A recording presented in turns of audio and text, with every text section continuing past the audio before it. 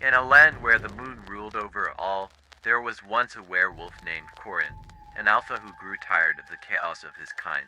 For centuries, werewolves had roamed the savage beasts under the light of the full moon, aimless and driven by hunger. Corin, however, sought something more. He craved meaning, a purpose beyond the hunt. He began to gather other wolves around him, those who also desired something deeper. Over time, Corin devised a belief system, one that worshipped the moon as a goddess of life and renewal. His followers, known as the Moonburn, began to view the full moon not as a call to bloodshed, but as a sacred time for reflection and growth. The transformation into their evolved form became a ritual of spiritual awakening. But Corin's vision, though serene, was not the only path. Among the pack were those who found his teachings weak, an insult to their nature as predators. A younger, fierce werewolf named Vorik believed that the moon was not a goddess of life, but a god of destruction. He founded a rival sect, the Nightfangs, who reveled in their monstrous transformations. To them, the full moon was a call to war, to embrace their primal rage and dominate the world.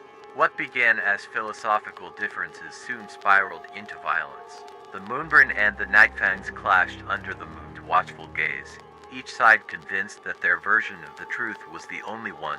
Battles erupted in the forests, blood staining the earth as wolves tore into one another, each side claiming the moon as their divine right. The war between them was brutal and endless. Entire packs were wiped out as Corin and Vorik led their followers deeper into the madness of holy conflict. The forest, once alive with the natural sounds of night, became a battlefield haunted by the howls of the dying. Both sides believed they fought in the name of their god, but as the moons rose and fell, it became clear that something far darker had taken root. Corin, growing weary of the carnage, sought to end the bloodshed. He traveled alone to the heart of the ancient forest where it was said the oldest wolves of their kind had once communed with the moon. There, he hoped to find a sign, a way to bring peace. But Vorik followed him, knowing that if Corin sought to commune with the moon, it could tip the scales of power in his favor. They faced off in the clearing beneath a blood-red full moon, their eyes blazing with both hatred and something deeper fear of the unknown. Just as they were about to clash, a shadow darker than the night descended upon them. It wasn't the moon that answered their call, but something else. A voice echoed through the forest, a whisper that sent a shiver through their bones.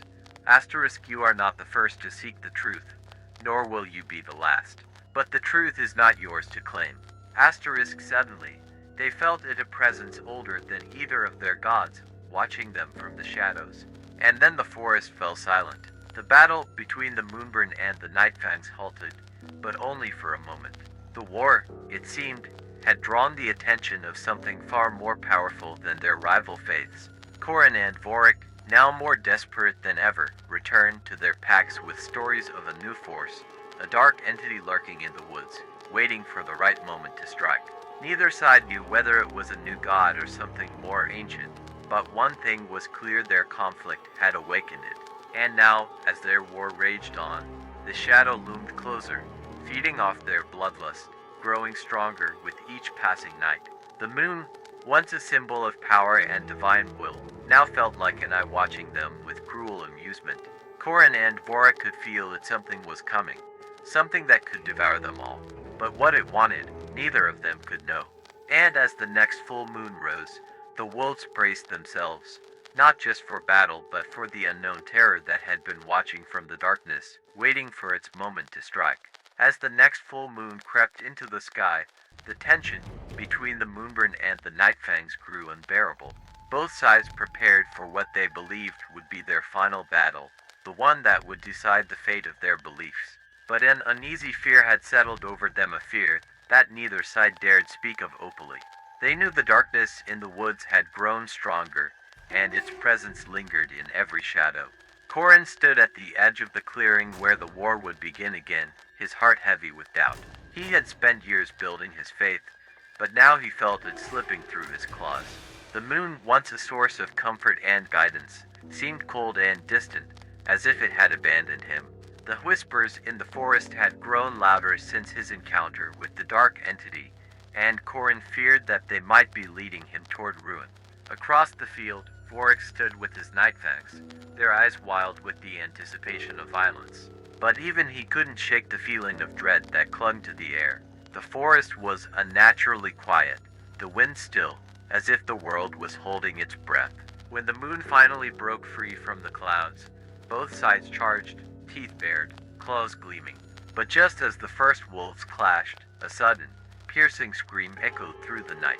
It wasn't the howl of a werewolf, it was something else, something far more chilling. The battle froze in place as the ground beneath them began to tremble. From the depths of the forest, the shadowy figure that Corin and Vorik had seen before now emerged, taller and darker than any wolf. Its form was vague, shifting, as if it was made of the very shadows it controlled. Eyes like burning coals flickered within the mass of darkness, and a low, guttural growl rumbled through the earth. Without warning, the shadow lashed out. Wolves from both sides were snatched into the darkness, their howls cut short. Panic erupted as the once mighty warriors turned to flee, but the shadow moved faster than any of them, swallowing up whole packs in its path. No faith, no belief could save them now. Corin, filled with desperation, rushed toward Vorik. "This is what you've caused," he shouted, his voice trembling. "You've awakened something we cannot control." Vorik snarled back. "You think your weak beliefs could have stopped this? You brought us to this." As the two alphas argued, the shadow drew closer, enveloping their followers. Soon, only a few remained, and the shadow's hunger seemed insatiable. In that moment of terror, a thought crossed Corin's mind. What if the shadow wasn't here to destroy them, but to test them? Vorik. Corin barked, his voice urgent. "We have to unite. Our division is feeding it." But Vorik's eyes burned with rage. "You think I would join with you, after everything?" Before Corin could answer, the shadow surged forward, swallowing Vorik in a wave of darkness. His roar echoed through the clearing, and then there was silence. Corin, now standing alone, realized that he was the last. The moonburn had fallen, the night fangs were gone. Only he remained, standing in the face of the entity that had devoured them all. The shadow loomed over him, but it didn't strike. Instead, the burning eyes stared down at him, as if waiting. A voice, cold and ancient, whispered in his mind. You sought power. Now, you will carry the burden of it. Alone. And just like that, the shadow disappeared, leaving Corin standing in the blood-soaked field, the weight of his actions pressing down on him. He was the last of his kind, or so he thought. But as the moon's light dimmed, a new howl echoed through the forest, deep, guttural, and filled with the same darkness that had devoured his pack. Corin's heart raced as he realized. The shadow hadn't taken them. It had transformed them. The moonburn and the night fangs were gone. In their place, something far worse had risen. And now, Corin was alone, knowing that the next time the full moon rose, he would face his former kin, no longer wolves, but something twisted, bound to the dark force that had consumed them. As the wind whispered through the trees, Corin knew this was far from over. The real war was about to begin, and the moon would no longer be their only god. As the realization struck Corin, the weight of his responsibility crashed down upon him. His kind had been twisted into something darker, enslaved by the shadow that now haunted the forest. But as he stood alone under the dim light of the moon, a glimmer of hope stirred deep within him. For all his failures, Corin had one thing left: his understanding of the ancient bond between the werewolves and the moon. He knew the moon had always been their guide, the force that connected them to their wild nature, and now, more than ever, he needed to reach out to that power. If the moon had given him strength before, perhaps it could do so again. Perhaps there was still a way to free his pack from the shadow's grip. Corin knelt in the clearing, his heart pounding as he raised his gaze to the sky.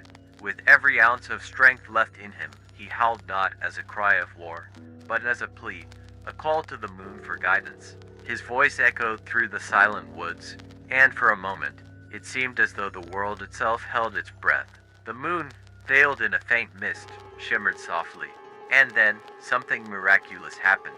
The light of the moon began to brighten, growing stronger, cutting through the darkness. The silver glow descended upon the forest like a gentle rain, washing over the trees and the blood-stained ground. It wrapped around Corin, filling him with warmth and a sense of clarity he hadn't felt in years. As the light spread, the shadow in the woods recoiled, its dark tendrils retreating. Corin watched in awe as the shapes of his fallen packmates emerged from the shadows, their twisted forms bathed in the moon's light. Slowly, they began to change. The darkness that had bound them melted away, and one by one, the werewolves returned to their true forms. Boric, too, emerged from the shadows, his eyes no longer filled with rage but with a look of understanding.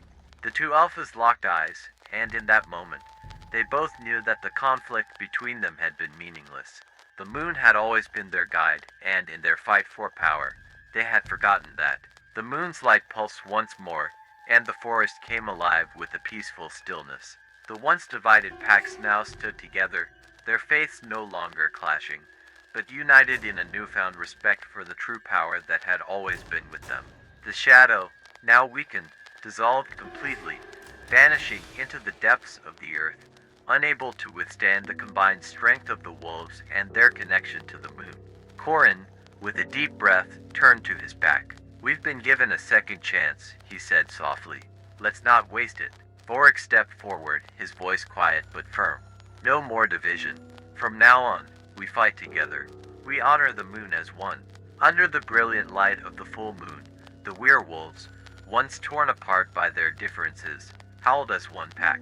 Their howls echoed through the forest, not as cries of war, but as a song of unity, of renewal, and of hope. The moon had shown them the way, and now they would follow its light not as enemies, but as brothers and sisters bound by a common destiny. Peace had finally come to the forest, and Corin knew that this time, they would protect it together. And as the wolves ran through the trees, free once more, Corin glanced back at the moon with a smile. The darkness had been defeated, but the true victory was their unity. From now on, they would face whatever came next, as one. The war was over, the future, bright, and the moon shone down on them, proud and watchful, as it always had been.